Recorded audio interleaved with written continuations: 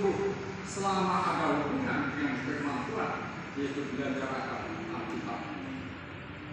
Iman datang dari pendengaran, dan pendengaran akan firman Allah. Jadi faktor yang terpenting untuk iman adalah menggali akan pengetahuan mengenai Tuhan dan firman-Nya. Bahkan pengetahuan saja belum cukup, tapi harus ada pengertian yang dan penerimaan tentang firman Allah tersebut. Melalui belajar firman Tuhan setiap hari, ada kesempatan untuk menumbuhkan iman percaya kita sebagai apa dalam pelajaran sekolah. Saudara-saudara, pada suatu hari Yesus berjalan dengan murid-muridnya di dalam perjalanan untuk menuju ke kota Emmaus.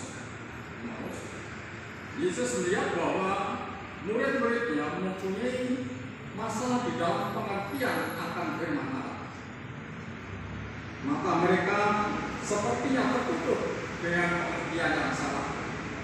Lalu Yesus membuka akan pengertian mereka agar dapat mengerti akan isi Alkitab sebagaimana yang tertulis di dalam Lukas 24 ayat 45. Lukas 24 ayat yang 45. Lalu ia berkata kepada mereka, "Hai kamu orang bodoh, betapa lambannya hatimu sehingga kamu tidak percaya segala sesuatu yang telah dikatakan para nabi."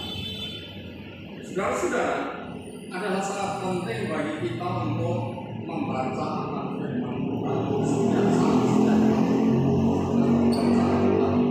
bukan hanya sekedar memiliki pengetahuan daripada isi Alkitab tersebut, tetapi kita juga perlu untuk berdoa untuk mendapatkan pengertian tentang firman Allah yang sebenarnya, sehingga kesalahpengertian, kesalahpahaman tentang Tuhan yang diberikan oleh setan akan hilang dari pikiran kita. Suatu prinsip yang sangat penting untuk iman yang tulus yang datang dari hasil pengetahuan dan pengertian akan firman Allah adalah kepercayaan dan keyakinan kita akan Allah. Sementara kita melihat Yesus yang datang untuk mengatakan Tuhan, kita perlu mengambil suatu waktu untuk mencari Dia, sehingga kita akan dapat melihat kebenaran yang sebenarnya. Dengan demikian, pengertian yang datang dari setan akan diperbaiki dan kita akan mempunyai keyakinan yang kuat dan kepercayaan kepada Tuhan yang sepenuhnya. Ini adalah iman yang tulus. Iman yang tulus adalah iman yang sungguh-sungguh, yang tidak dibuat-buat dan tidak setengah-setengah. Iman yang tidak hanya formalitas, hanya sekedar iman yang meyakini sesuatu dengan seyakin-yakinnya bahwa Yesus sebagai Juru Selamat kita. Saudara-saudara, kita telah memiliki terang keimanan yang murni dari Tuhan, tetapi kita tetap waspada, sebab terang yang ada pada kita dapat menjadi gelap, menjadi redup, dan akhirnya tidak dapat lagi mengenai kegelapan, dan akhirnya kita tidak berfungsi lagi untuk bisa menghadirkan terang bagi dunia. Di dalam Lukas 11 ayat 35 mengatakan, "Karena itu perhatikanlah supaya terang yang ada padamu jangan menjadi kegelapan." Ini mengingatkan kepada kita agar kita tetap waspada, sebab lingkungan kita sudah tidak bisa lagi untuk membedakan siapa saya. Kenapa? Karena terang yang ada pada yang kita miliki sudah menjadi pudar. Saudara-saudara, situasi dunia yang sangat agresif dan menarik. Kita tidak boleh menganggap enteng suatu peringatan yang telah disampaikan oleh Yesus kepada kita. Bahaya besar mengancam kita. ada godaan yang begitu kuat dan terus bergerak untuk mengalahkan kita. Dunia mengintip untuk melihat celah-celah peluang untuk menarik kita dari kebenaran.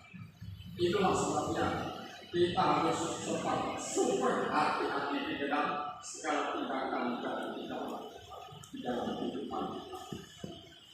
Dan sudah jangan anggap enteng peringatan yang disampaikan oleh Tuhan Yesus di atas tadi. Tidak ada kata lelah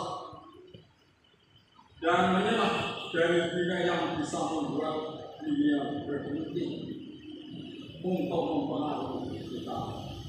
Dunia dengan sutradara yang sangat berpengalaman, yaitu iblis, semakin hari semakin agresif, semakin kuat dan semakin penasaran.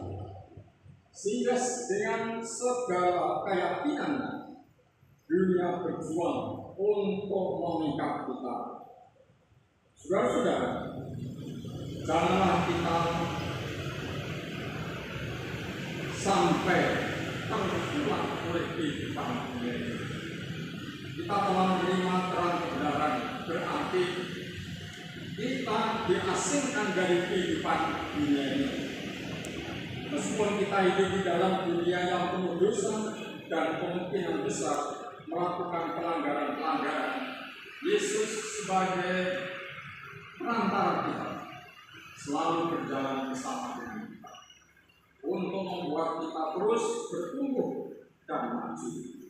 Dia adalah teladan yang harus kita ikuti di dalam membuat suatu keputusan hidup terbaik yang tidak hanya menghormati Tuhan, tetapi juga bermanfaat bagi kehidupan kita di dunia ini. Kita tidak seharusnya terjebak di dalam kehidupan dunia ini. Karena ada orang yang mengatakan, sudah biarkan sajalah demikian, berbuat demikian. Saudara-saudara, kalau tidak ada yang mengingatkan, tidak ada yang mengatakan, bagaimana lanjutannya? Tidak ada istilah ada orang yang mengatakan, sudah kita sudah tua, hampir mati, semakin mati, apa saja kita tidak tahu. Kita harus begitu tua, kita Mesias datang dan akhir tua. Kalau kita tidak menyadarkan dan mengingatkan, ini sangat berbahaya. Suatu kesalahan yang besar bila kita membiarkan orang-orang yang melakukan penyimpangan di dalam kehidupan. Kita perlu